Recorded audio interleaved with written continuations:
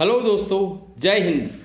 My self Sanjay Lunawat काव्यांगन के मंच पर आप सभी का हार्दिक स्वागत।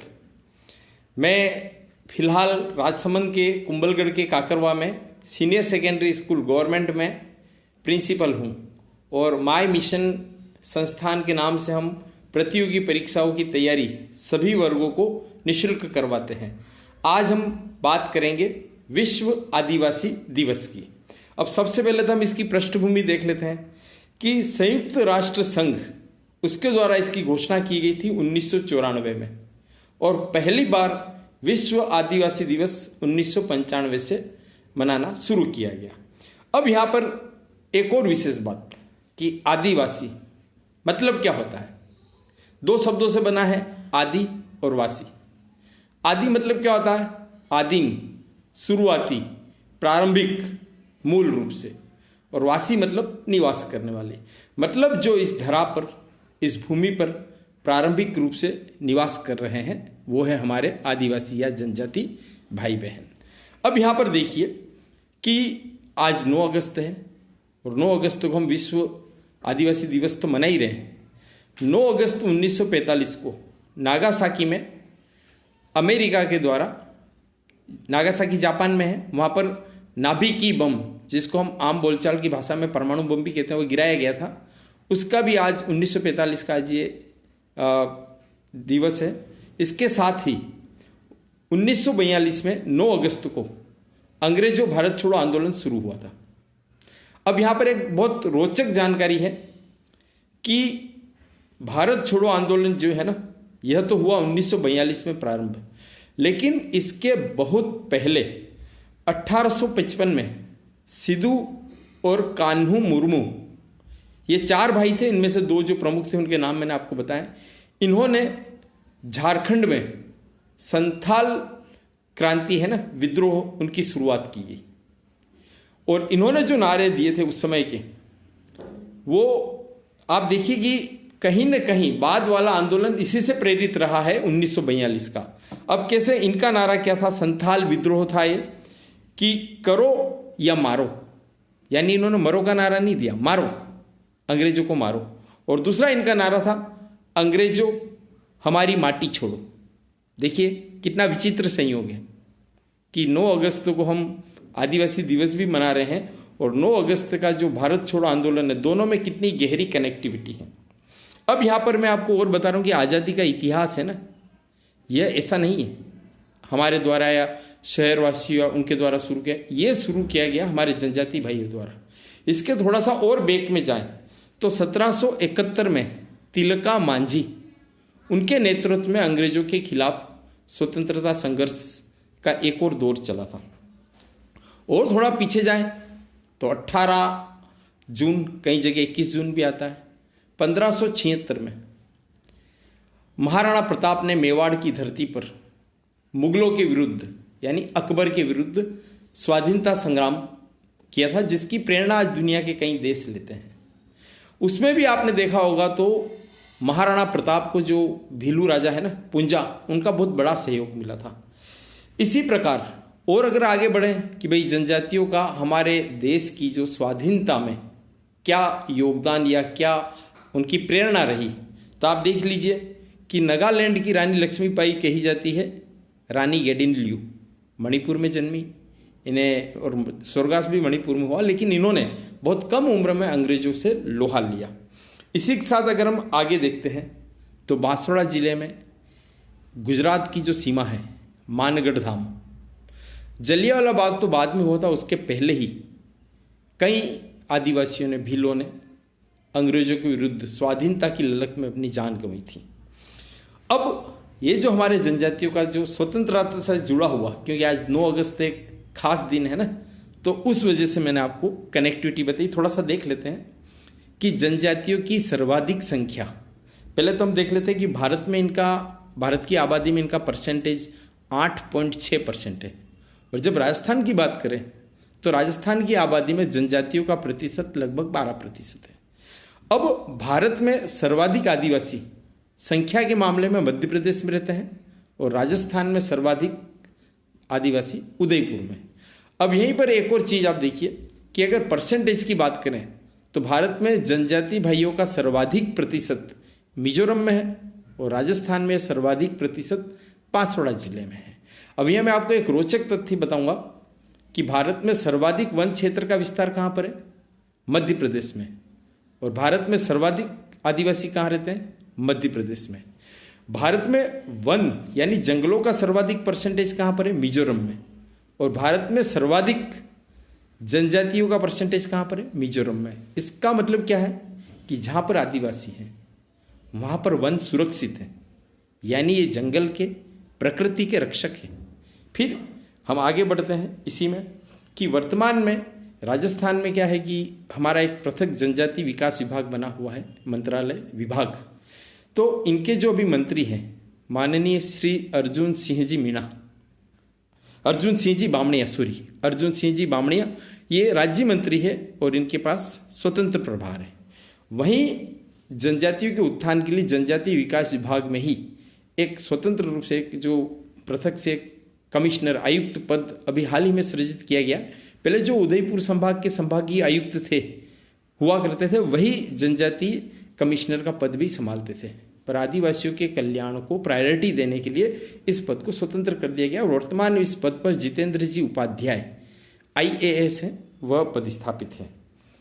आदिवासियों के मामले में जो रिसर्च करना है या जो संबंधित शैक्षणिक है कार्यक्रम चलाने के लिए गुरु गोविंद जनजाति विश्वविद्यालय है जिसका मुख्यालय बांसवाड़ा जिले में है। और उदयपुर में माणिक्य लाल वर्मा जो TRI ट्राइबल रिसर्च इंस्टीट्यूट है उसकी स्थापना की गई है। उदयपुर के निवासी सब जानते होंगे, यहीं अशोक रोड पर ही है।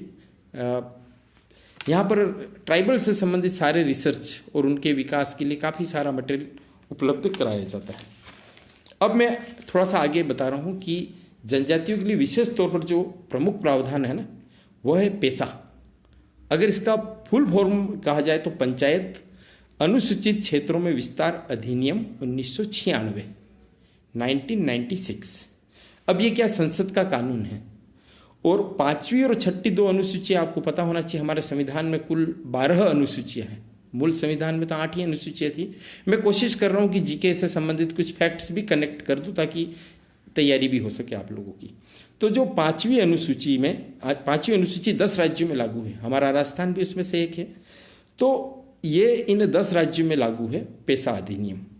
इसमें क्या है कि जनजाति क्षेत्र में आदिवासियों को अपनी परंपराओं और प्रथाओं के अनुसार स्वायत्त रूप से जो शासन है, स्थानीय शासन, वह करने का अधिकार दिया गया है ताकि इनकी मान्यताओं को कोई ठेस नहीं पहुंचे।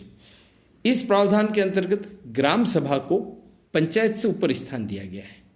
अभी आप ग्राम सभा का आप इस तरह से कनेक्ट कर सकते हैं कि वर्तमान में जो कहा जाता है ना प्रत्यक्ष लोकतंत्र, कि आम जनता की ज़्यादा से ज़्यादा भागीदारी। अरे भाई, जब पंचायत बैठेगी तो उसमें 10 या 15 जितने भी वार्ड पंच और सरपंच वो फैसला करेंगे और ग्राम सभा में उस समूची ग्राम पंचायत के समस्त जो भी मेंबर हैं जिनका नाम मतदाता सूची में है, उम्र 18 वर्ष से ऊपर हो, वो सब मिलकर के फैसला करेंगे। TSP क्षेत्र का भी लागू करने का हमारे जनजाति साथियों को काफ़ी लाभ मिला है। तो इस तरह से मैंने कुछ चीज़ें और बताई। अब मैं यहाँ पर एक खास चीज़ ले रहा हूँ कि नवाचार। जनजातियों को आमतौर पर पिछड़ा माना जाता है। याद रखिए, पिछड़े नहीं हैं ये इनकी मान्यताओं में, इनकी जीवन शैली में हमसे काफ़ी आगे हैं, प्रगतिशील, खुली सोच रखते हैं। कोई संकीर्णता, किसी तरह का भेदभाव, ऊंच नीच इनमें नहीं है। अब मैं इससे रिलेटेड कुछ बातें जो मैं आपको बताना चाह रहा हूँ वो ये है।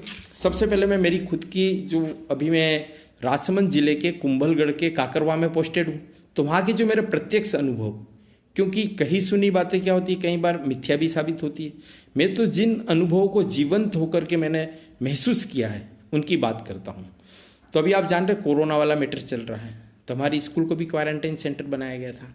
अब वहाँ क्वारंटाइन सेंटर में जैसे एक मैं नाम लूँगा रूपलाल जी, बाकी नाम मैं भूल चुका हूँ, ये बहुत सारे लोग थे साथ में, इनको वहाँ पर क्वारंटाइन किया गया था। ये गुजरात से आए हुए श्रमिक थे, मूल रूप से वहीं के थे।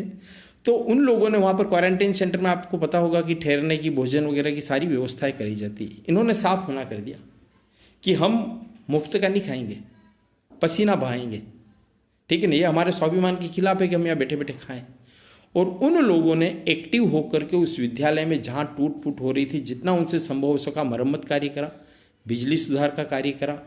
इवन महिलाओं ने भी ये सब भील गमेती और उन जनजाति वर्ग के जितने भी लोग थे ना, उन लोगों ने पौधों को पानी पिलाना वगैरह काफ़ी सारे काम करे। ये क्या है आप बताइए?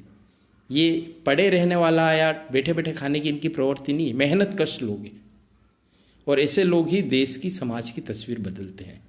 यहीं मैं एक दूसरा उदाहरण दूंगा कि वहाँ पर चुन्नीलाल जी हैं पेंटर, वो भी भील गमेती वर्ग के हैं। जब विद्यालय को रंग रोगन करना था ना, तो इस क्वारंटाइन के पीरियड में वह आगे आए और उन्होंने अपने 4-5 साथियों के साथ पूरे विद्यालय का रंग रोगन करके पूरी काया पलट दी। कभी आप आइए देखिए। वैसे भी कुंभलगढ़ आप जानते हैं कि महाराणा प्रताप की जन्मस्थली, बादल महल में जन्म हुआ था। और महाराणा उदय सिंह, उनका बचपन वहाँ गुजरा। उनको वहाँ पर पूरा प्रकरण आप जानते हैं कि वहीं पर उनका बनबीर से जो बच करके पन्ना धाय उनको वहाँ पर लाई थी और भारत की महान दीवार कहा जाता है, ठीक है। तो वहाँ चुन्नीलाल जी टेलर और उनके साथियों ने फ्री में रंग रोगन करा और इसी भावना के साथ कि हमारे पूर्वजों ने, यानी भीलू राणा पुंजा ने, कि महाराणा प्रताप की सेवा की थी, उनकी मदद की थी, तो हम तो उनके वंशज हैं, हम कैसे, हमारी बच्चे यहाँ पढ़ने आते हैं, हम कैसे पैसा ले सकते हैं। एक और मैं आपको यहाँ पर उदाहरण देना चाहूँगा कि पिछड़ा मान करके इनकी उपेक्षा करने की बजाय जनजातियों को आधुनिक तकनीक से जोड़ने पर इनके जीवन में क्रांतिकारी परिवर्तन लाया जा सकता है। इसका एक उदाहरण है कि हमारे विद्यालय में अब दूर आगे में जब कोरोना से जंग वाले इनकी जीवन शैली की बात करूँगा तब आपको बताऊँगा। अभी हमारे सामने ये बात है कि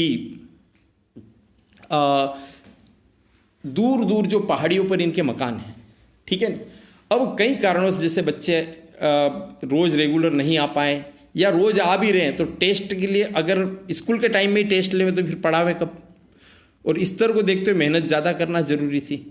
तो हमने इनका व्हाट्सएप ग्रुप बनाया और आप यकीन मानेंगे कि वो बच्चे इतनी ईमानदारी से अपने माता पिता की मौजूदगी में, जब हम व्हाट्सएप पर रात को निर्धारित समय पर टेस्ट पेपर भेजते थे ना, तो अपने माता पिता के पास या अपने अड़ोस पड़ोस में जो भी व्हाट्सएप उपलब्ध था, जिनके पास ये जो 4G और स्मार्टफोन था, उन्होंने उन प्रश्नों के उत्तर बहुत ईमानदारी से अपने पेरेंट्स की मौजूदगी में भेजे। और यह प्रैक्टिस जो चली, उस वजह से जिस विद्यालय का परीक्षा परिणाम 10वीं का 34% था, वह 83% पे चला गया, लगभग 2.5 गुना। और 12वीं का परीक्षा परिणाम पिछले सत्र में जो 47% था ना, वह बढ़ करके 93%, लगभग डबल हो गया। इसका मतलब क्या है? इसका मतलब ये है कि हमें वास्तव में इनकी मदद करनी है। तो ये भोले लोग हैं, ये प्राकृतिक, सहज, निश्चल, निष्कपट जीवन जीते हैं। तो तकनीकी का फायदा इन तक पहुंचाना पड़ेगा। जैसे जिन लोगों के पास स्मार्टफोन था, जिनके पास नहीं था, तो उन्होंने अपने अड़ोस पड़ोस के लोगों से मदद ली और जुड़ गए। और जो रिजल्ट आप देखिए, जिन जनजाति भाइयों का, जिन बच्चों का रिजल्ट जो था, उससे भी उन्हीं लोगों का अगले सत्र में रिजल्ट डबल और 2.5 गुना हो गया।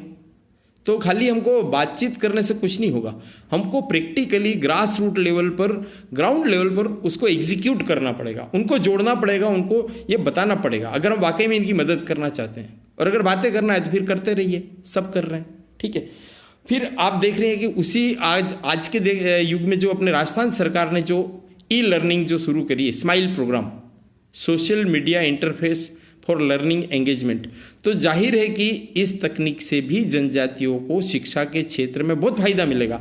अब वो रिमोट डिस्टेंट उस एरिया में रहते हैं जहाँ अगर टीचर्स की कमी है, तो कमी अब इनके आड़े नहीं आएगी, क्योंकि मेहनत में तो देखिए नंबर 1 है, जनजाति समाज मेहनत में नंबर 1 है। इसलिए उनको खाली ज़रूरत है एक सही गाइडलाइन की, सही कनेक्टिविटी की। अब यहाँ पर देखिए कि बांसवाड़ा जिले में आपने कुशलगढ़ नाम सुना होगा। कुशलगढ़ वो भराड़ी देवी, भीलों की जो विवाह की देवी है, भराड़ी देवी, उनके लिए बहुत ज़्यादा फेमस है। कुशलगढ़ से मैं एक रिलेटेड एक बात बता रहा हूँ, शिक्षा से जुड़ी हुई ही, कि कुशलगढ़ के जो शिक्षित युवा है, जो शिक्षा के क्षेत्र या सरकारी सेवा के क्षेत्र में जुड़ चुके हैं, उनमें मैं नाम लेना चाहूँगा विशेष तौर पर श्री विजय सिंह खड़िया, और उनके साथी के रूप में मेरा प्रिय शिष्य श्री सुखराम वसूनिया, और उनके साथ ही मेरी अग्रजा, मेरी आदरणीय बहन श्रीमती रमीला जी जो प्रधानाचार्य हैं, और साथ ही मेरे बैचमेट, हम साथ में एक रूम में भी रहे हैं, और अभी राज्य कर अधिकारी हैं श्री रतन सिंह जी मेड़ा। ये सब मिल करके निःशुल्क प्रतियोगी परीक्षा हेतु कोचिंग चला रहे हैं। तो देखिए ये भी तो एक नवाचार है ना। अभी कितने आगे हैं। आज आप देखिए कि इस आर्थिक युग में कितने लोग इस तरह की पहल करते हैं। इन्होंने उस जनजातीय क्षेत्र में, मैंने स्वयं जा करके देखा है कि 400, 400, 500 और 600 कैंडिडेट इन्होंने इकट्ठे करे, अलग अलग बैच बनाए और उनको कंपटीशन एग्जाम्स की तैयारी करा रहे हैं। अभी कोरोना का समय है, तब भी डेली ये ऑनलाइन व्हाट्सएप पर टेस्ट लेते हैं और उनके घर घर जा कर के संपर्क कर रहे हैं। और इनके प्रयास निसंदेह, जब कोरोना का युग बीतेगा, जब हम न्यू नॉर्मल के साथ जिएंगे और प्रतियोगी परीक्षाएं होंगी और परिणाम आएंगे, तब शायद कुशलगढ़ क्षेत्र की दशा या दिशा, दोनों दशा और दिशा दोनों बदल जाएगी। और मुझे लगता है कि जनजातियों में, इन युवाओं में अपने समाज के लिए कुछ करने की जो ललक है, उस ललक की प्रेरणा शायद अन्य समुदाय या अन्य क्षेत्र में भी पहुंचेगी। और धीरे धीरे ये जो आज जो एक पहल की है, ये पहल बहुत आगे तक क्रांतिकारी परिवर्तन लाएगी। तो ये चीज़ में मैं आपके सामने रखना चाह रहा था इस नवाचार में। फिर देखिए, एक जनजातियों में कहा जाता है, जैसे अभी अपन देखते हैं कि महिलाओं के प्रति जो संकीर्ण सोच की कथित रूप से शहरी या सभ्य समाज में एक कलंक बन चुकी, वहीं पर आपको पता होना चाहिए कि जनजातियों में महिलाओं को काफ़ी स्वतंत्रता है। उनको एक इंसान के रूप में देखा जाता है और उनको पूरी तरह की जो उनको सम्मान और स्वतंत्रता मिलती है। मैं एक सबसे बड़ा उदाहरण देना चाहता हूँ। राजस्थान में एकमात्र महिला निर्दलीय विधायक कहाँ से हैं? कुशलगढ़ से हैं, और उनका नाम है श्रीमती रमीला खड़िया। अब आप बताइए, जनजाति समाज ने उनको महिला होने से या उनको किसी राजनीतिक दल से संबंधित नहीं होने के कारण उनको नकारा नहीं, बल्कि महिला सशक्तिकरण का उदाहरण पेश करते हुए उन्हें जिताया। इसी प्रकार से ये तो हो गया कि उनकी महिलाओं के प्रति अच्छी सोच। एक और उदाहरण देना चाह रहा हूँ कि 84, आप जानते होंगे डूंगरपुर में एक विधानसभा सीट है, वहाँ से विधायक हैं श्री राजकुमार रोत। वह राजस्थान के सबसे कम उम्र के युवा विधायक हैं। तब देखिए, जनजातियों की युवा भाइयों को जो आगे बढ़ाने की पीछे जो उनका नज़रिया है कि उन्होंने बिल्कुल नौजवान व्यक्ति को चुनकर भेजा, यानी नौजवानों पर अपना भरोसा दर्शाया। एक और मैं उदाहरण दे रहा हूँ, उदयपुर ग्रामीण के विधायक हैं श्री फूल सिंह जी मीणा। 60 साल से ऊपर की उम्र है।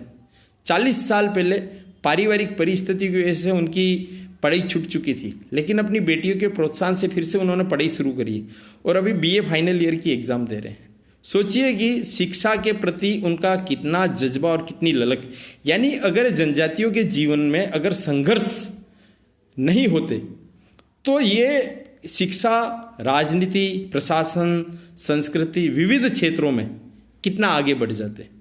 तो अब जरूरत है कि हमें समझना होगा, इनके संघर्ष की राह को आसान करना होगा। क्योंकि अगर हम इस देश का भला चाहते हैं, इस राज्य का भला चाहते हैं ना, तो देखिए 8.6% भारत के अकॉर्डिंग और राजस्थान के अकॉर्डिंग 12%, इस जनसंख्या को हम नज़रअंदाज नहीं कर सकते।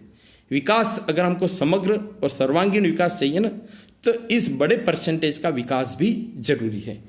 फिर मैं आगे देखिए कि हम कुछ चीज़ें मैं और आपके सामने बताना चाहूँगा कि अगर इनको लाभ पहुँचाना है ना, तो सरकार की जो बाबा साहब अम्बेडकर, भीमराव जी अम्बेडकर ने जो संविधान में आरक्षण वाला जो प्रावधान किया है, तो उसका लाभ सभी जितने भी हमारे जनजाति भाई हैं, जितने भी ज़रूरतमंद हैं, जिन तक इस लाभ अभी तक नहीं पहुंचा, उन तक समुचित रूप से पहुंचाने की व्यवस्था करनी होगी। आरक्षण जरूरी है, जिस स्वरूप में उस स्वरूप में जरूरी है, लेकिन कहीं ऐसा ना हो कि जिस वर्ग को आरक्षण से अभी तक कुछ परिवारों को जिनको लाभ नहीं मिला, वह इससे अछूते रह जाए। एक आपने देखा होगा मनरेगा, तो मनरेगा का क्रियान्वयन ईमानदारी पूर्वक हो। और इसमें भी कई बार क्या होता है, जो हमारा टारगेट होता है सरकार का कि भाई इतने लोगों को इतने दिनों तक रोजगार देना, वो नहीं दे पाते हैं, तो उसमें भी प्रयास करना होगा। इस मामले में हमारा राज्य, हम खुशकिस्मत हैं कि राजस्थान मनरेगा के क्रियान्वयन में पूरे भारत में नंबर 1 है। पंचायती राज का मैं उदाहरण दूंगा कि इससे हमारे जनजातीय क्षेत्र में एक कथित रूप से, मैं फिर से अपने शब्दों को दोहरा रहा हूं, कथित रूप से कुछ प्रभावशाली वर्ग या समुदाय का ही राजनीति में उनका कब्जा था।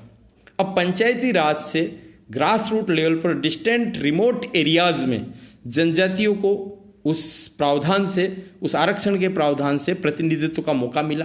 उनमें से कई प्रतिभाएं निखर कर आई और उनके आगे विधायक और सांसद और बड़े लेवल पर आज हम देखते हैं कि कई राज्यों में जनजातीय मुख्यमंत्री भी हैं और भविष्य में और भी बड़े पदों पर पहुंचने की संभावनाएं बनती जा रही है। फिर देखते हैं कि अभी रिसेंट एक कार्यक्रम शुरू हुआ है, आत्मनिर्भर भारत, वोकल फॉर लोकल। अब देखिए कि अगर आत्मनिर्भर भारत है, अगर हम स्थानीय चीज़ों को महत्व देंगे तो डेफिनेट इनके निर्माण में, इनके प्रोडक्शन में, इनके उत्पादन में जनजाति भाइयों का बड़ा योगदान है। तो इससे उनकी इकोनॉमी मजबूत होगी और ये आर्थिक युग है। अगर हम किसी भी तरह का मतलब समृद्धि पाना चाहते हैं, किसी भी तरह की हम सुविधा पाना चाहते हैं, किसी भी तरह की प्रगति हम पाना चाहते हैं, तो इसकी नींव में क्या है? शिक्षा। और शिक्षा के माध्यम से हम क्या करेंगे? अपनी अर्थव्यवस्था को सुधार सकते हैं। तो वह मौका भी हमें इन्हें देना होगा। फिर मैं आगे कुछ चीज़ें एक और आपके सामने लेकर के आ रहा हूँ कि प्रतिभाओं की कोई कमी नहीं है। जनजाति वर्ग को जो पिछड़ा समझते हैं ना, मेरा मानना है या तो उन्हें इतिहास का ज्ञान नहीं है या उनकी सोच पिछड़ी हुई है। बाकी जनजाति समुदाय विकास हो, चाहे त्याग हो, चाहे समर्पण हो, हर एक में शुरू से ही बहुत ज़्यादा प्रगतिशील है। आप देखिए एकलव्य, अपने गुरु की आज्ञा के पालन में उन्होंने बिना सोचे, बिना तर्क किए अपना अंगूठा काटकर दक्षिणा में दे दिया। मुझे आप बताइए कि आज कोई संतान भी अपने माता पिता के कहने पर ऐसा त्याग कर सकती है क्या? ये त्याग की जो परंपरा रखी है ना, तो ये हम उस परंपरा को आज भी देख सकते हैं। जैसे मैंने उदाहरण दिया था कि क्वारंटाइन किए हुए लोगों ने जो विद्यालय में मदद की, या कुशलगढ़ में जो भील समग्र विकास परिषद द्वारा जो कोचिंग चलाई जा रही है, या इस तरह की सारी बातें, ये कहीं ना कहीं उनका अंश है। फिर आप देखिए काली देवी, एक 13 साल की भील बालिका अपने गुरु नाना भाई और सेंगा भाई, उनकी जान बचाने के लिए या उनकी शहादत का बदला लेने के लिए, क्योंकि 2 में से 1 तो शहीद हो चुके थे, उन्होंने अपनी जान गंवा दी। डूंगरपुर के रास्तापाल की घटना है। आज तो अगर देखा जाए शहरी या कथित रूप से सभ्य समाज में जो अपने आप को सुशिक्षित होने का या हायर एजुकेटेड होने का दम भरते, वो अपने शिक्षकों के साथ उनके द्वारा अपमान की कई घटनाएं सुर्खियों में छाई रहती। ऐसे में काली देवी एक आदर्श प्रतिमान बनकर हमारे सामने इस विश्व आदिवासी दिवस पर उभरती है कि हम इनसे कुछ प्रेरणा लें। ठीक है। फिर आप देखिए कि गैर जनजाति भाइयों ने भी जनजातियों के उत्थान के लिए अपना योगदान दिया है। ये भी हमारी एक सामाजिक समरसता और हमारी विविधता में एकता, और हम सब भाई भाई हैं, हिंद देश के निवासी सभी जन एक हैं, इसको हम चरितार्थ कर रहे हैं। जैसे गोविंद गुरु संप सभा की स्थापना की, मानगढ़ धाम की घटना है, और जिस तरह से जनजातियों ने बलिदान किया, इन्होंने भगत आंदोलन की। जनजातियों का आज भी कहीं बात होती है तो उनके शोषण के पीछे मूल कारण क्या है कि कुछ मद्यपान वाली कुछ बुराइयाँ, कुछ उनका जो आपसी विवाद, तो उन्होंने इन सब को सुलझाया। उत्थान के लिए उन्होंने भगत आंदोलन चलाया, संप सभा का गठन करा। ठीक है। फिर आप देखिए मोतीलाल तेजावत अपने मेवाड़ के ही हैं। ठीक है। इन्होंने एक ही आंदोलन चलाया, नाम ही एक ही मतलब एकता स्थापित करना। अगर हम एक हैं, अगर हम यूनाइटेड हैं, तो हम पर कोई रूल नहीं कर सकता। हम अपने मालिक, हम अपने शासक स्वयं रहेंगे। तो इसीलिए जनजाति एकता के लिए भी प्रसिद्ध है। फिर आप देखिए ठक्कर बापा और मामा बालेश्वर दयाल, ऐसी अनगिनत हस्तियां हैं जिनका योगदान रहा है। फिर जनजातियों में कुछ परंपराएं, आज आप देख रहे हैं आर्थिक युग है, आज बाप बड़ा न भैया सबसे बड़ा रुपया वाली सोच है। वहीं जनजातियों की एक परंपरा है हलमा।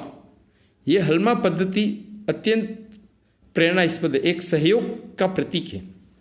इसके में काम के बदले पैसा या काम के बदले राशि या धन ये नहीं मांगा जाता, इसमें काम के बदले काम है। यानी अगर आज मेरे यहाँ कोई काम हुआ तो पूरा जनजाति समाज मेरे साथ मदद करेगा, और अगर जनजाति भाइयों में किसी का कोई काम है तो बाकी के सदस्य उनके यहाँ जाकर के काम करेंगे। एक और है नोतरा प्रथा। अब नोतरा प्रथा में ये वागड़ में प्रसिद्ध है। वागड़ में आप जानते हैं स्पेशली बांसवाड़ा जिला और डूंगरपुर जिला है, 2 जिले वागड़ क्षेत्र कहे जाते हैं। कभी आपके जीके में भी कभी क्वेश्चन पूछे कि भाई बांसवाड़ा डूंगरपुर कौन सा क्षेत्र है, तो वागड़, या वागड़ में कितने जिले सम्मिलित है, तो बांसवाड़ा डूंगरपुर। इनमें क्या है, सहयोग के लिए चलता फिरता बैंक है। किसी के भी यहाँ कोई भी फंक्शन होता है तो बाकी के जो जनजाति भाई है, जो उनके रिश्तेदार हैं, वो अपनी हैसियत के अनुसार राशि उस परिवार को देते हैं, और जब उनके घर कोई फंक्शन आता है तो वह परिवार उस राशि को थोड़ा सा बढ़ा करके वापसी के रूप में उनके यहाँ पर देता है। तो इस तरह से आर्थिक सहयोग, तो इससे क्या उनको कहीं ऋण जाल में नहीं फंसना पड़ता है, कहीं बैंक या साहूकार की ब्याज दर के उस भंवर में नहीं पड़ना पड़ता है, और आपसी सहयोग से उनका बड़ा से बड़ा कार्य, चाहे विवाह हो, चाहे भवन निर्माण हो, चाहे किसी भी तरह का कार्य हो, निकल जाता है। अब यहाँ पर एक और प्रथा के बारे में कह रहा हूँ जो थोड़ी सी निगेटिव है, मोताणा और चढ़ोतरा। तो देखिए, जो भी परंपरा संविधान के अगेंस्ट है ना, हम उनकी पक्ष कभी भी नहीं ले सकते। तो जब किसी की मृत्यु हो जाती है और जो हर्जाना वसूला जाता है वह है मोताणा, और यदि कोई मोताणा नहीं देवे तो उसको वसूली के लिए जो उस पर संबंधित मृतक के रिश्तेदार जो हमला करते हैं वो कहलाता है चढ़ोतरा। लेकिन मैं आपको बता दूं कि ये आज जरूर निगेटिव बन चुकी है, क्योंकि पीड़ित परिवार तक पैसा कितना पहुंचता है, क्या स्थिति। लेकिन प्राचीन समय में जब जनजातियों की अपनी स्वतंत्र परंपराएं और उनकी प्रथाएं के हिसाब से उनका जो सामाजिक सिस्टम था, उसमें उस समय यह सोशल इंश्योरेंस यानी सामाजिक बीमे का काम करता था। मैं आपको ऐसे समझा रहा हूँ, जैसे मान लीजिए मैं हूँ, मुझे किसी व्यक्ति से झगड़ा हो गया है, तो मैं उस पर अटैक करने से डरूंगा, क्योंकि मुझे यूँ पता डर रहेगा कि अगर मैंने इस पर अटैक किया तो बदले में इसके परिजन मुझ पर या मेरे परिजन पर अटैक करेंगे। तो इसलिए एक सामाजिक संतुलन बना रहता था। लेकिन ये पहले की बात है, आज हम इस प्रथा को समर्थन नहीं देंगे। अब देख लीजिए यहाँ पर कुछ चीज़ें। अब जैसे अभी हाल ही में एक बहुत अच्छी बात आई है कि कोरोना से जंग वाली जो इशू आई है, पूरा विश्व इससे त्रस्त है। WHO वर्ल्ड हेल्थ ऑर्गेनाइजेशन, विश्व स्वास्थ्य संगठन ने इसको वैश्विक महामारी घोषित किया है, और वहीं पर भारत सरकार ने इसे राष्ट्रीय आपदा घोषित किया है। आप समझते हैं लॉकडाउन की स्थिति से भी हम गुजरे हैं, और अभी भी इसका कोई टीका या इसका कोई इलाज हमारे सामने नहीं आया। तो अभी हाल ही में हमारे माननीय प्रधानमंत्री जी ने लेटेस्ट एक नारा दिया है, 2 गज की दूरी, मास्क है जरूरी। अब देखिए कि जो आदिवासियों की, जनजातियों की जो जीवन शैली है ना, उस पर चल करके ही हम कोरोना से बचाव कर सकते हैं। क्योंकि आपको अभी भी इस चीज़ को भूलना नहीं है कि कोरोना की कोई टीका या वैक्सीन अभी तक विकसित नहीं हो पाई है। अभी हमें अगले साल, 2 साल, 3 साल तक कोरोना के साथ ही जीना पड़ेगा।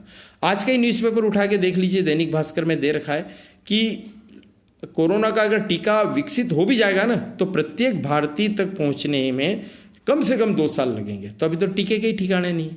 फिर हम क्या करें? अब इससे बचाव का क्या तरीका है? तो एक तो वही कि आप सोशल डिस्टेंस का पालन करिए और अपनी रोग प्रतिरोधक क्षमता को बढ़ाइए। अब कैसे बढ़ाना, ये किससे सीखें? ये सीखना है हमको इन्हीं जनजातियों से और इन्हीं आदिवासियों से। कैसे? अब इनकी जीवन शैली, आप कभी डिस्टेंट, रिमोट, ट्राइबल एरियाज में गए हो, नहीं गए हो तो अवश्य जाइए, देखिए वास्तव में उनका जीवन आपको खुद को लगेगा कि कितना सहज, कितना निश्चल, कितना प्राकृतिक और कितना सुकून भरा जीवन जी रहे हैं। अब इनकी दूर दूर घर होते हैं। अब ये जो छोटी मोटी पहाड़ियाँ होती है ना, टेकरिया, मगरे, वहाँ पर इनके जो घर होते हैं, टापरे, याद रखिए इनके टापरों के बीच की दूरी 100 से 150 मीटर की होती। अब ये होगी सोशल डिस्टेंसिंग। इनके यहाँ कोई मेहमान भी आता है ना, तो चबूतरे पर या खाट पर थोड़ा दूर बिठाते हैं। हो गई 2 गज की दूरी, उससे तो ज़्यादा ही हुई ना। फिर इसका एक बहुत बड़ा एग्जाम्पल है कि उदयपुर में कोटड़ा एक जनजाति क्षेत्र है, लगभग 2 लाख की आबादी है, लेकिन आज की दिनांक तक एक भी कोरोना पॉजिटिव नहीं आया। क्यों नहीं आया? उनकी जीवन शैली। जीवन शैली का पहला पॉइंट तो मैंने आपको बता दिया। क्या बताया? सोशल डिस्टेंसिंग की पालना। अब हमारे तो एकदम इतनी शहरी क्षेत्र में भगदड़ होती है, कंजस्टेड, एक छोटे से कमरे में कितने कितने लोग रह रहे हैं। अब इन जनजातियों की कम इम्यूनिटी, रोग प्रतिरोधक क्षमता बहुत ही स्ट्रोंग है, बहुत ही दमदार, बहुत ज़्यादा है। इसके पीछे कारण क्या? पैदल चलते हैं। हमारा बस चले ना, तो हम तो अपने घर में भी भाई जाना हो इधर वॉशरूम, यूरिनल, तो भी भले हम मोटरसाइकिल चला चला के जाएं, और ये कई किलोमीटर तक पैदल चल लेते हैं। तो मेहनत करते हैं, परिश्रमी कौम है। फिर देखिए इनका जो खान पान है ना, वो बिल्कुल पौष्टिक है, शुद्ध है, प्राकृतिक है, ऑर्गेनिक। कहते हैं ना, आजकल वैसे भी पूरी दुनिया ऑर्गेनिक के पीछे भाग रही है, और इसके ऑर्गेनिक की शुरुआत ही इन्होंने की। जनक ही आदिवासी हैं। ऑर्गेनिक यानी एक जो कहते हैं शुद्ध सात्विक जो कृषि है। और आपको यहाँ पर और बता दूँ, विश्व का, भारत ही नहीं, विश्व का सबसे पहले और पूर्ण रूप से जो ऑर्गेनिक स्टेट जो घोषित हुआ है ना, वो सिक्किम है। फिर यहाँ पर देखिए, हम आगे बढ़ते हैं कि शुद्ध हवा, पानी और रोशनी। आज हमें क्या होता है? पंखे की जरूरत पड़ती है, हमें कूलर, AC चाहिए। पानी पीने के लिए हमें क्या चाहिए? फ्रिज। अब ये मटके का ताज़ा पानी, जंगलों में, खेतों में खुली हवा, शानदार ऑक्सीजन से भरपूर, शहरों में क्या भरा है? प्रदूषण, इधर उधर जहाँ जाओ गाड़ियाँ, धुआं, इस तरह से। तो शुद्ध हवा, पानी, रोशनी में रहते हैं। फिर आपने देखा होगा जय राम जी की या जय जोहार, या दूर से ही जो एक दूसरे को हाथ जोड़कर नमस्कार करते हैं, ये हाथ मिलाने वाली आधुनिक जो परंपरा इनमें है नहीं, और जो थोड़ी बहुत है भी सही ना, वो कथित रूप से सभ्य और शहरी लोगों के संपर्क का दुष्परिणाम है। तो अब ये दूर से ही नमस्कार, अब नमस्कार कर रहे हैं, सोशल डिस्टेंसिंग का पालन कर रहे हैं, परिश्रम कर रहे हैं, खान पान बहुत अच्छा होने से इनकी इम्यूनिटी शानदार है, ठीक है। तो उसके बाद यहाँ कोरोना का तो सवाल ही नहीं उठता। अब आप समझ ही गए होंगे कि इनकी जीवन शैली अभी हमारे लिए, आपके लिए, पूरे विश्व के लिए किस प्रकार प्रेरणादायी है और किस प्रकार हमको इनका अनुसरण, अनुपालन करना है अगर हम इस कोरोना जैसी सर्वाधिक संक्रामक बीमारी से अपने को और अपनों को बचाना चाहते हैं। तो अब इसमें ही मैं इनके बारे में एक चीज़ और बताता हूँ, कुछ 2-3 बातें, कुछ पॉइंट्स बता करके मैं अपनी बात खत्म करता हूँ। एक तो आपने देखा होगा कि जहाँ हम इंटरनेट के ज़माने में हैं, जहाँ अपन कहते हैं कि सोशल मीडिया पर कई तरह की खबरें आती, कई तरह की खबरें मैनिपुलेट की हुई होती है, भ्रमित करने वाली झूठी खबरें होती है, इनमें आज भी सूचना का विश्वसनीय तरीका होता है ढोल। अलग अलग तरह के ढोल इनमें बजते हैं, शादी के लिए अलग, खतरे के लिए अलग, अलग अलग इस तरह का, और वो विश्वसनीय प्रामाणिक तरीका है और उसे सुनते ही सब इकट्ठे हो जाते हैं। बिल्कुल, ये इनकी यूनिटी है, इनकी एक दूसरे के प्रति कमिटमेंट है। फिर आप देख लीजिए कि ये भारतीय संविधान और सरकारी तंत्र में अपनी आस्था रखते हैं, अपना भरोसा रखते हैं, व्यवस्था को तोड़ते नहीं हैं। आपने देखा होगा अभी विश्व प्रसिद्ध गौरी नृत्य मेवाड़ में की विशेषता माना जाता है, ये भादों से लेकर आश्विन माह तक 40 दिन तक खेला जाता है। लेकिन अभी कोरोना के चलते जनजातीय समाज ने स्वीकृति दे दी कि भाई इस बार हम गौरी को इतना ज़्यादा नहीं फैलाएंगे। फिर मैं कुछ चीज़ें आपको और बता देता हूँ। एक तो यह है कि जल, जंगल और जमीन के रक्षक वो हमारे जनजाति भाई हैं, कृषि पर पूरी तरह से निर्भर है। अभी कोरोना के चक्कर में एक बहुत बड़ी चीज़ दब गई है, जलवायु परिवर्तन। अभी आपने देखा है ना, पूरा सावन बिना बारिश के बीत गया है। कभी सोचा है क्यों? इसलिए कि हमारा सारा जो शेड्यूल है ना जलवायु का, वो सब परिवर्तित हो चुका है। अब वो क्यों हुआ है? क्योंकि हमने धरती को बहुत ज़्यादा प्रदूषित कर दिया है। तो ये जो पेड़ों के रक्षक हैं, ये जो इस धरा के रक्षक हैं, वो जनजाति है। ये जल, जंगल और ज़मीन उसके वास्तविक हकदार भी हैं और ये उसकी विरासत के धरोहर भी हैं। कृषि पर निर्भर इनका सीधा साधा जीवन है और कोई संग्रह की प्रवृत्ति नहीं है। ज़रूरत होती है उतना यूज़ करते हैं और बाकी आपने देखा होगा वस्तु विनिमय। ये जो बाप बड़ा ना भैया, सबसे बड़ा रुपया, करेंसी, धन, बैंक बैलेंस, ये आधुनिक और कथित रूप से सभ्य समाज के द्वारा प्रदत्त की गई बुराई है। बाकी जनजातियों ने कभी भी किसी चीज़ को लेने के लिए या देने के लिए पैसे को इकाई नहीं बनाया। जब भी ज़रूरत हुई किसी ज़रूरत ले ली, बदले में अपने पास जो एक चीज़, जो एक्स्ट्रा चीज़ है वो उनको दे दी, ठीक है। इसके अलावा जैविक कृषि के भी ये इन्हीं के जिम्मे है। और मैं आखिरी में कुछ बातें बताना चाहूँगा कि आखिर इतना सब जनजातियों की जो हम देख रहे हैं, इतनी सारी विशेषता है, फिर क्यों कहीं ना कहीं उनकी दशा हमें खराब नजर आती।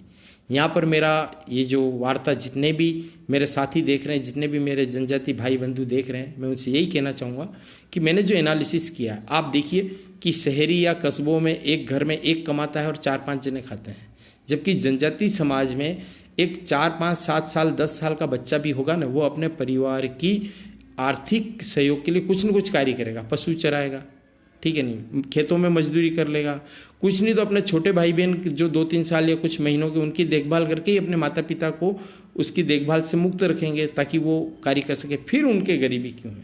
तो मेरा खुद का भी अनुभव है। एक तो जो मैं सभी को नहीं कह रहा हूँ, पर जो कुछ मद्यपान या जो धूम्रपान वाली जो बुराइयाँ हैं, तो वो भी एक कहीं ना कहीं दोष है। इसके लिए मैं जनजाति समाज को दोष नहीं दूंगा, क्योंकि आपने देखा होगा एक महुड़ी, नाम भी सुना होगा, जीके में हम पढ़ते हैं, ये बहुत स्वास्थ्यवर्धक पेय है, देसी है, पर कथित रूप से जो शराब के विक्रेता हैं उन्होंने इनकी देसी जो स्वास्थ्यवर्धक पेय है उसको चलन से हटा दिया और अपनी चीज़ें उन पर थोप दी। फिर उसके नशे में विवाद होते हैं, अपराध होते हैं, फिर कई तरह की बिचौलिए बीच में आ जाते हैं और कहीं ना कहीं एक शोषण का दुष्चक्र शुरू हो जाता है। फिर आप शिक्षा, ज़्यादा से ज़्यादा शिक्षा, तालीम हासिल करिए। आपने एक शो देखा होगा अमिताभ बच्चन का, केबीसी, कौन बनेगा करोड़पति। उसकी एक टैगलाइन है, सिर्फ ज्ञान ही आपको आपका हक दिला सकता है। तो आपके लिए सरकार ने बहुत सारी कल्याणकारी योजनाएं लागू करी है। अब उन योजनाओं का लाभ लेने के लिए हमको उन योजनाओं के बारे में पता होना चाहिए। अगर हमको योजनाओं के बारे में पता भी है और कोई भी भ्रष्ट व्यक्ति उसमें अड़ंगे लगा रहा है, तो हमको जानकारी होनी चाहिए कि हम उसकी क्रियान्वित या उस लाभ को कैसे हासिल करें, हम उस भ्रष्टाचार के, हम उस गलत चीज़ के खिलाफ कैसे लड़ें। फिर आपने अभी एक फिल्म देखी होगी जो बिहार में सुपर 30 चलाते हैं, पटना में आनंद कुमार, उनके जीवन पर फिल्म बनी सुपर 30। उसका भी एक डायलॉग है, अब राजा का बेटा राजा नहीं बनेगा, अब राजा वही बनेगा जो हकदार होगा। तो आप हकदार हैं, लेकिन अपनी हकदारी को इस युग में साबित करने के लिए एक ही हथियार है आपके पास, शिक्षा। शिक्षा को हासिल करिए आप। और जो मैं बता रहा था, मद्यपान, धूम्रपान, इनसे दूर रहिए। थोड़ा सा जो आपसी विवादों को अपने स्तर पर, अपने लोगों के बीच, अपनी पंचायत में ही निपटाई लिए, ताकि दूसरे लोगों को उसमें अपनी टांग फंसाने का, शोषण का, या उस झगड़े में, कहते हैं ना, आग में घी कुड़ने का मौका नहीं मिले। प्लस समाज में जो मैंने अभी कुछ उदाहरण दिए हैं, विजय सिंह जी खड़िया, सुखराम जी, ठीक है, और रूपलाल जी, चुन्नीलाल जी, ऐसे अनगिनत उदाहरण आपको, हर, ये तो वो नाम है जो मैं जान रहा हूँ, ऐसे भी कई योद्धा हैं जिनको मैं अपना सलाम करता हूँ, जो आसपास के परिवेश में बहुत अच्छा काम कर रहे हैं। उनका प्रोत्साहन करिए, उनके पास जाइए, उनको पूछिए कि उनको जैसे कण भर या मण भर जितनी भी मदद कर सकते हैं आप करिए। क्योंकि जनजातियों के उत्थान, अगर ये सहज सरल लोग, अगर ये जितने ज़्यादा शैक्षणिक, आर्थिक, सामाजिक, राजनीतिक दृष्टि से पावरफुल होंगे ना, तो इस देश का भला होगा। ये इस देश को लूटेंगे नहीं, ये इस देश को पुराना वैभव वापस लौटाने में हमारी मददगार करेंगे। तो इन्हें सक्षम और समर्थ बनाइए। और विश्व आदिवासी दिवस पर आप सभी को हार्दिक बधाई, शुभकामनाएं, धन्यवाद। जय हिंद।